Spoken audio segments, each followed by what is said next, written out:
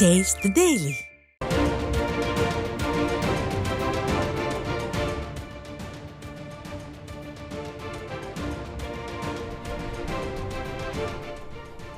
அண்மை செய்தி. டங்ஸ்டன் விவகாரம் தொடர்பாக மத்திய அரசு வெளியிட்டுள்ள விளக்கம் விடியா திமுக அரசின் பொய்களை, நாடகங்களை வெட்ட வெளிச்சமாக்கி உள்ளதாக அதிமுக பொதுச் செயலாளரும் எதிர்க்கட்சி தலைவருமான எடப்பாடி கே பழனிசாமி தெரிவித்துள்ளார். இதனை அண்மை செய்தியாக பார்த்து வருகிறோம்.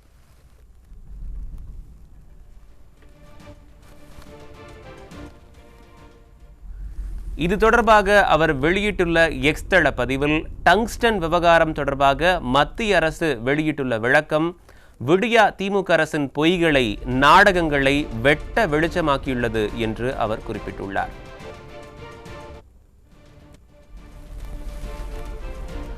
3/10/2023 அன்று திமுக அரசின் நீர்வளத்துறை அமைச்சர் எழுதிய கடிதத்தில் டங்ஸ்டன் சுரங்கம் அமைக்க எதிர்ப்பு தெரிவிக்காமல் மாறாக டங்ஸ்டன் சுரங்கம் அமைக்க ஏலம் விடும் உரிமை மாநில அரசுக்கே வழங்க வேண்டும் என கோரியுள்ளதை மத்திய அரசு அம்பலப்படுத்தியுள்ளதாகவும் அதிமுக பொதுச் செயலாளர் குறிப்பிட்டுள்ளார்.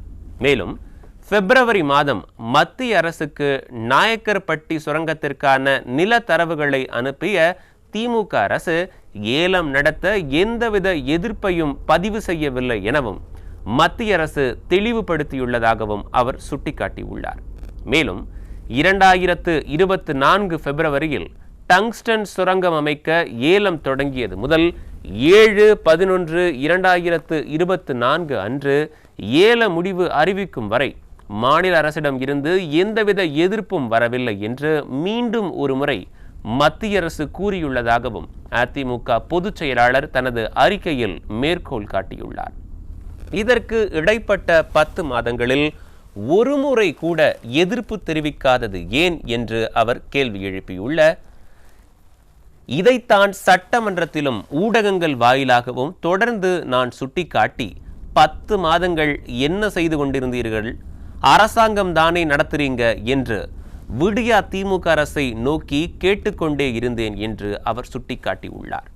ஆனால் இதுவரை எந்த பதிலையும் சொல்லாமல் சட்டமன்றத்தில் ஊ என்று அமைச்சர் பதற்றத்தில் பேசியும் முதல்வர் ஸ்டாலின் மடைமாற்ற அரசியலும் மட்டுமே செய்து வந்தனர் என்றும் அதிமுக பொதுச் செயலாளர் குற்றம் சாட்டியுள்ளார்.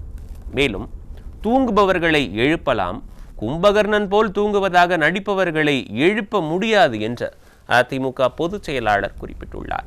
உண்மை மீண்டும் அம்பலப்பட்டு இருக்கிறது. மேலூர் மக்களுக்கு திமுக அரசு இழைத்துள்ள இந்த மாபெரும் துரோகத்திற்கு ஸ்டாலின் மண்டல அரசுக்கு எனது கடும் கண்டனம் என்றும் அதிமுக பொதுச் செயலாளர் எடப்பாடி கே பழனிசாமி தனது எக்ஸ் தள பதிவில் சுட்டிக்காட்டியுள்ளார். இதனை அண்மை செய்தியாக பார்த்து வருகிறோம்.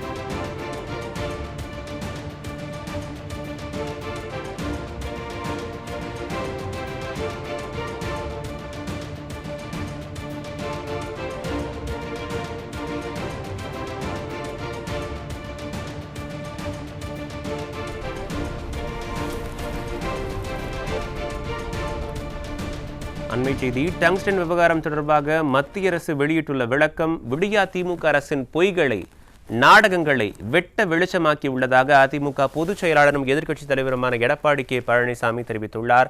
இது தொடர்பாக அவர் வெளியிட்டுள்ள எக்ஸ் தள பதிவில் டங்ஸ்டன் விவகாரம் தொடர்பாக மத்திய அரசு வெளியிட்டுள்ள விளக்கம் விடியா திமுக அரசின் பொய்களை, நாடகங்களை வெட்ட வெளிச்சமாக்கியுள்ளது என்று குறிப்பிட்டுள்ளார்.